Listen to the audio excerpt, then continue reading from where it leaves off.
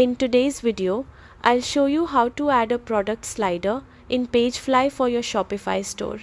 This is a quick setup that helps showcase products in a more engaging way. Start by opening your web browser and going to the Shopify website.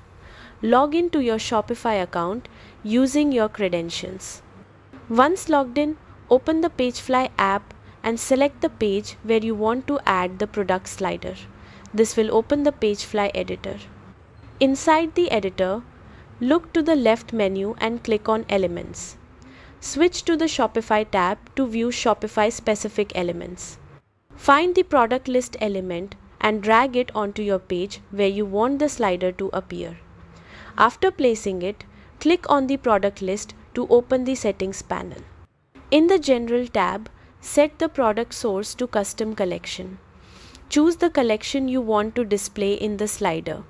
Scroll down in the same settings panel and locate the Layout option. Select Slideshow to turn the product list into a slider. Once everything looks right, save and publish your page. That's it. You've successfully added a product slider to your Pagefly page, creating a more dynamic and interactive shopping experience. Thanks for watching and happy selling.